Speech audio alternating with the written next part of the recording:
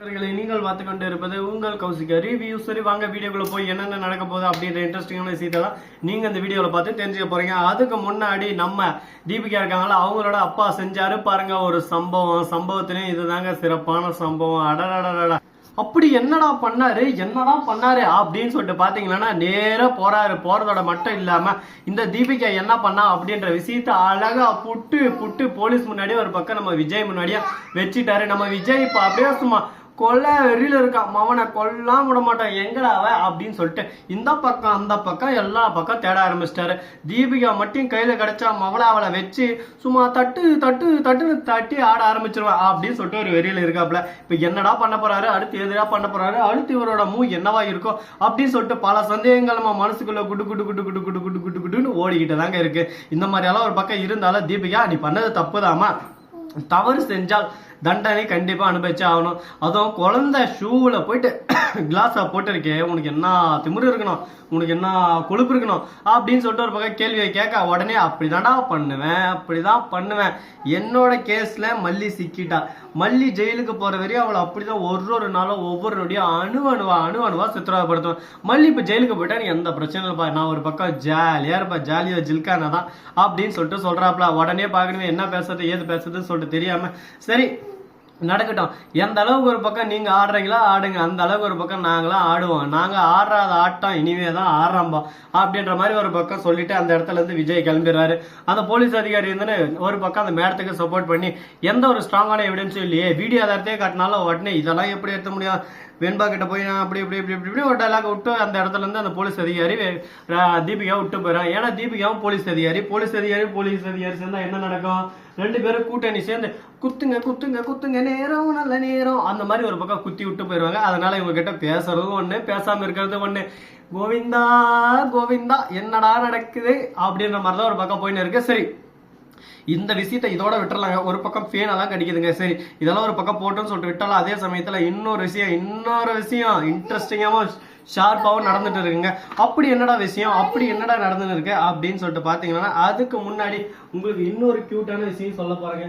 அது என்னடான்னு சொல்லிட்டு பாத்தீங்கன்னா நம்ம தலைவன் விஜய் இருக்காருல, அவரு இருந்தாலும் ஒரு சம்பவத்தை செஞ்சு விட்டாரு. என்னடா சம்பவம் அப்படின்னு சொல்லிட்டு பாத்தீங்கன்னா மல்லிகிட்ட போய் ஒரே வார்த்தை தான், தொப்பார் மல்லி இதுக்கு மேல என்ன எந்த விஷயத்துல என்ன எதுலயும் செய்யாத அப்படின்னு சொல்லிட்டு நீ சொல்லாத அப்படின்னு சொல்லிட்டு சொல்லிடுறாங்க. அந்த தீபிகாவுக்கு இவ்வளவு திமிரு இருந்தா அந்த மாதிரி பண்ணிருப்பா, தீபிகா தான் இதை பண்ணதா அப்படின்னு சொல்லிட்டு கேட்க உடனே ஆமா அப்படின்னு சொல்லிட்டு சொல்ல உண்மை தெரிய வந்தது.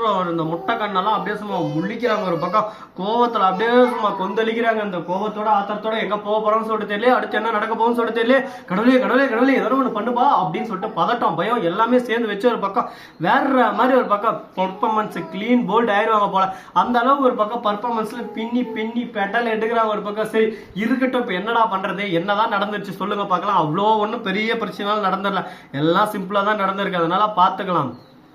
எவ்வளவோ பார்த்துருச்சு, இதெல்லாம் நம்மளால பார்க்க முடியாதா குமாரு அப்படின்ற மாதிரிதான் ஒரு பக்கம் இருக்கு. அதே சமயத்துல நம்ம ராஜேஸ்வரி இருக்கால, அவளுக்கு வந்து ஒரு பக்கம் பயம் ஒரு பக்கம் அதிகமா ஆயிட்டே இருக்கு. ஒரு பக்கம் பயத்துல நடுங்கிட்டு இருக்காங்க. ஐயோ என்ன நடக்க போகுதுன்னு சொல்லிட்டு தெரியலையே, ஐயோ எந்த பக்கம் போனாலும் நம்மளுக்கே ஒரு பக்கம் டார்கெட் வைக்கிறாங்களே, யாருக்கிட்ட மாட்டிக்கினாரு ஒருத்தர், அவரை காப்பாத்தணும் கத்தரு அப்படின்ற மாதிரிதான் ஒரு பக்கம் போயிட்டு இருக்கு. இப்ப என்னதான்டா பண்றது, இதுக்கு வேற ஆப்ஷனே இல்லையா, வேற வழியே இல்லையா, எல்லாருக்கும் ஒரு வேலை நானே குற்றவாளியா இருந்தா எப்படி சொல்ல பார்க்கலாம்.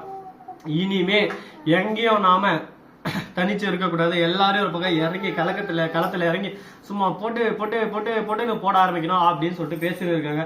இதெல்லாம் கேட்டது நமக்கே ஒரு பக்கம் பயமா தான் இருக்கு. ராஜேஸ்வரி இருக்காங்க, அவங்க வந்து ஒரு பக்கம் 50 லட்சத்தை அழகா எடுத்துன்னு போயிட்டோம். 50 லட்சமா அடியாத்தி, எங்க சொத்து யாரு சொத்து அப்படின்னு சொல்லிட்டு பாத்தீங்கன்னா எல்லாமே நம்ம விஜயோட பணம் தாங்க. விஜய்கிட்டே இப்ப இல்ல, மறுபக்கம் ராஜேஸ்வரி கிட்டே இல்லாம தனியா இருக்குல்ல, அந்த அமௌண்ட் எல்லாம் எடுத்துன்னு அழகா எடுத்துன்னு போயிட்டு அந்த பிரச்சனை வெளியே வந்துடலான்னு காசை கொடுக்கலான்னு போறாங்க. அந்த இடத்துல நம்ம தீபிகாவோட ஆளு ரெடியா நின்று இருக்கான், வந்து காசை வாங்கினதோட மட்டும் இல்லாம அவன் போறதையும் ஃபாலோ பண்றதுக்கு ஒரு ஆள் போட்டாங்க. அவன் போய் ஃபாலோ பண்ண இருக்கிற போது கரெக்டா தீபிகா கிட்ட பணத்தை எடுத்து கொடுக்கறது எல்லாமே ஒரு பக்கம் வீடியோவே எடுத்து வந்து நம்ம ராஜேஸ்வரி கிட்ட கேட்டாரு, அடியே தீபிகா நீ தான் அந்த வேலையெல்லாம் செஞ்சுதா மவளை, நானும் யார்றா அந்த குற்றவாளி, என்னை பத்தி அப்படியே சும்மா அக்கு வேற ஆணி வேற பின்னி பெட்டல் எடுக்கிறாங்களே, ஒரு வேளை இந்த தீபிகா எதுக்கு நம்ம நோண்டி கேள்வி கேட்கிறேன். நான் அப்பவே யோசிச்சேன், சூதானமா இருந்துக்கணும், பரவாயில்ல, கொஞ்சம் கேர்லெஸ்ஸா இருந்தோம், கொஞ்சம் உசாரா இருந்ததும் எனக்கு நல்லதா போச்சு. நீ யாருன்றத நீ காட்டிட்ட, இனிமே நான் யாருன்றத நீ பார்க்க தானே போற, நேருக்கு நேர் பார்க்க போற. அதுக்கப்புறம் வாழ்க்கையில என்னைக்குமே ஐயோ இவ்வளவு போய் பகைச்சுக்கிட்டோமே, தப்பு பண்ணிட்டோமோ குமாரு, தப்பு பண்ணிட்டோம்லோ அப்படின்னு சொல்லிட்டு நீ பயப்படுவ, அணுவணுவா நீ சித்திரால் படுவ.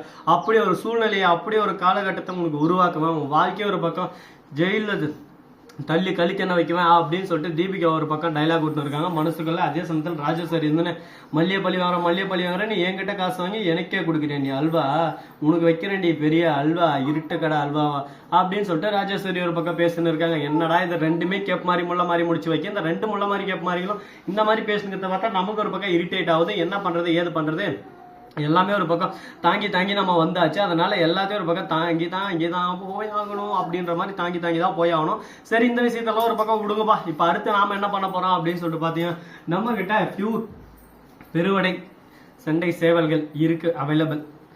பார்த்தீங்கன்னா கரெக்டாக 4000 அந்த ரேஞ்சில் தான் எல்லாமே. அதுக்கு கீழே அந்த ரேஞ்சில் அவ்வளோதான். அதுக்கு மேலே எல்லாம் இஎஸ்ஐ எதுவும் இல்லை. கரெக்டாக பார்த்துட்டு உங்களுக்கு பிடிச்சிருந்தா வேணும்னா வந்து வாங்கிடலாம். யாராக இருந்தாலும் சரி கான்டாக்ட் பண்ணலாம். டெலிவரி பண்ணுறதே வேணாம், நேரில் வந்து பார்த்து வாங்கினா உங்களுக்கு இன்னும் ஈஸியாக இருக்கும். ஏன்னா ஒரு விஷயத்தை உங்களுக்கு டெலிவரி பண்ணி அந்த இடத்துல உங்களுக்கு பிடிக்காமே போகலாம். அதே நேரில் வந்து பார்த்தீங்கன்னா உங்களுக்கு பிடிச்சிருக்கு பிடிக்கல அப்படின்னு சொல்லிட்டு உங்களுக்கு நல்லா இருக்கும். உங்களோட மைண்ட் இதுக்கோசம் தான்.